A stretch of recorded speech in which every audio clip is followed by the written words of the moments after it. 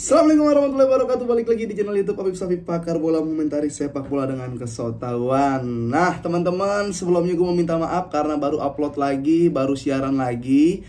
Karena khusus ya di Pildun Qatar 2022 kali ini siaran gue banyak. Lo bisa nonton di Rans Sportainment, di Rans Entertainment. Di situ ada Bang Bes juga, ada Bang Ibnu Jamil, Putra Maulana, banyak lah di situ. Om Supriyono Prima juga, pokoknya banyak di situ. Dan di Boba, tentunya di Boba Podcast Bola Banget itu pasti banyak update yang menarik. Lu bisa dengerin, kita juga habis main bola kemarin. Atau kalau lu mau lihat video-video TikTok gua juga bisa di TikTok gua yang nyambung ke Box to Box Podcast ya dari Spotify. Jadi banyak siarannya, gua sampai hampir nggak sempet siaran di channel sendiri malah ya. Tapi semoga lu semua dalam keadaan sehat walafiat. Nih gimana nih cukuran baru gue. Mungkin baru ada yang lihat lagi ya. Nggak ada kumis, nggak ada jenggot, kosong banget muka gue. Kayak lini tengah Argentina. Oke. Dan hari ini karena ini hari apa ya? Gue lupa, gue sampai lupa hari Rebo ya. Ya ini hari Rabu. Ini hari Rabu. Setelah pertandingan kemarin Argentina yang kalah secara mengejutkan mungkin lawan Saudi Arabia. Mungkin itu yang bakal gue bahas. Dan selebihnya ada beberapa negara yang sekiranya bisa melaju jauh di Pildun 2022 Qatar ini. Nah, pertama kita bahas Argentina dulu nih ya. Nah, kemarin di saat Inggris menang 6-2, di saat Belanda menang 2-0, gue mengatakan bahwa sebenarnya yang lebih ideal menangnya tuh tipis-tipis aja untuk babak yang jaraknya jauh. Maksud gue gini, ketika kita bermain laganya banyak, lewatin penyisihan dulu, abis itu babak knockout, baru kayak semifinal, baru abis itu final, kita juga harus punya strategi bagaimana caranya untuk melaju dan melaju sampai ke babak final. Nih, gue kasih contoh. Mungkin ada orang yang bilang lebih istimewa Inggris menang 6-2. Ya oke lah, secara gol lagian di klub Inggris juga saingannya siapa sih? Goal different, Inggris gak ngejar goal different menurut gue. Kalau ngejar top score pemainnya sih kagak apa-apa. Cuman goal different buat lolos, enggak lah, Inggris pasti menang poin. Nah di Belanda Senegal, Qatar lawan Ekuador. Belanda bermain menang cuma 2-0. Boleh gue bilang cuma 2-0. Dan mainnya sangat nggak enak dilihat ya, bukan Belanda banget. Entah Senegalnya lebih bagus atau Belandanya nggak enak dilihat. Orang bilang Belanda nggak kayak gitu harusnya. Menurut gua sekarang untuk kompetisi yang jaraknya jauh sebulan harus ada strategi juga bos ya.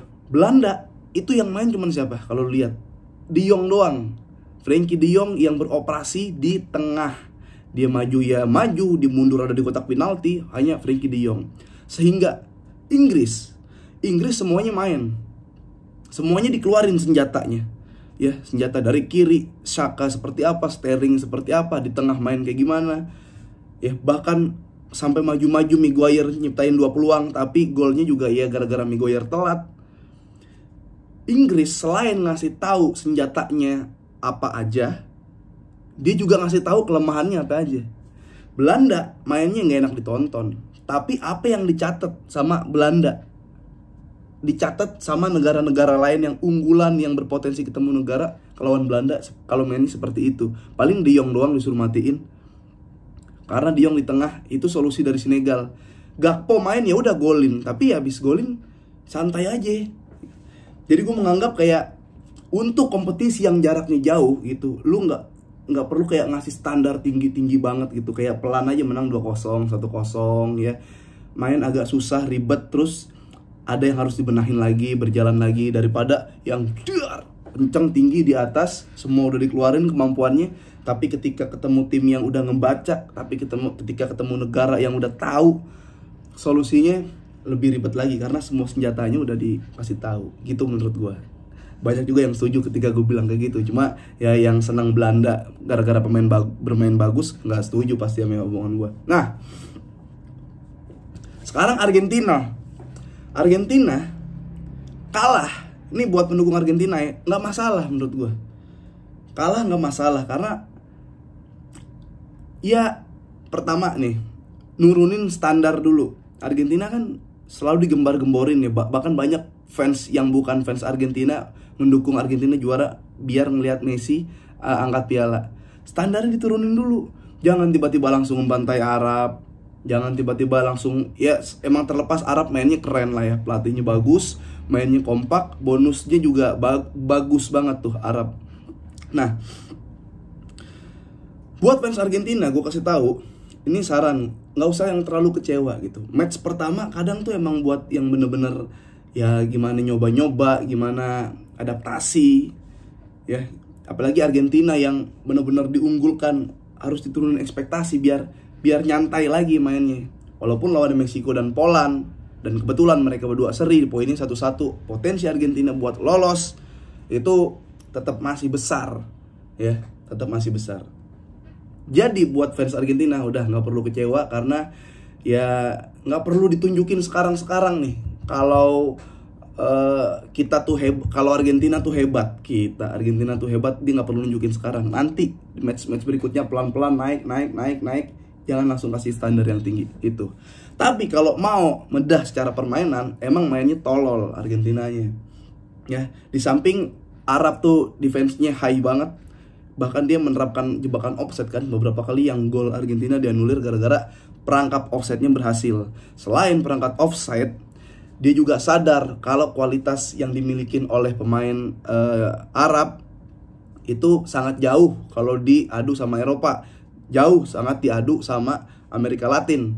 Makanya dia sadar, apalagi yang kita punya fisik, tenaga, mumpung suhu di Qatar mirip-mirip ya, pastilah ya di Timur Tengah mah mirip-mirip. Ya udah, kita gempur di bagian fisik. Alhasil apa? Sekeras, sekuat, sebagus apapun kualitas pemain, kalau kena sama yang namanya kerja keras, digempur sama yang namanya fisik, bisa rusak juga. Itu yang terbukti yang dilakukan Arab melawan Argentina. Selain itu, yang lebih parah dari Argentina adalah, wah ini kebetulan ada buku nih, gue lagi di kamar Dex. Nah, di Argentina dia itu menganggap kalau kayaknya seakan-akan gelandang tuh nggak penting, karena memang gelandang Argentina antara Paredes dan si De Paul mainnya mirip gitu kan. Berbeda tuh ketika De Paul waktu di Copa America, dia bisa jadi kreator juga, tapi dua-duanya kemarin jadi tukang tebang. Dan selain jadi tukang tebang, Argentina menganggap gelandang itu nggak penting. Kenapa gue bilang gitu? Karena 4 back sejajar ya, 6 pemain ada di kotak penalti. Dia berpikir biar sama jumlah pemain, karena selama ini kan kalau unggul jumlah pemain biar sama. Tapi kan bukan seperti itu caranya. Jadi apa yang dilakukan Argentina cuman long ball dari back ke depan, nyisain 4 belakang.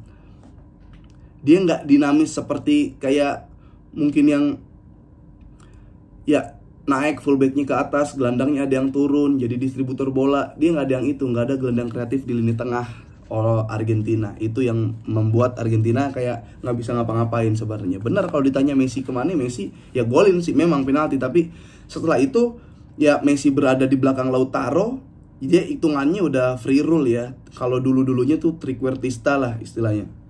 Dan yang nggak bisa berbuat banyak juga, karena kalau pemainnya Messi kan satu, bukan semuanya Messi. Jadi agak susah memang kemarin buat mengalahkan Arab. Kemarin Argentina berhasil memenangkan lawan Brazil yang punya 5 Piala Dunia. Itu dari Amerika Latin. Dia ngalahin Italia, mampu beradaptasi dengan gaya Eropa yang punya 4 Piala Dunia. Tapi ketika ketemu Arab ya dari Asia, dia kalah. Karena Arab memang tidak memiliki 4 Piala Dunia dan 5 Piala Dunia, tapi Arab memiliki 5 waktu untuk beribadah.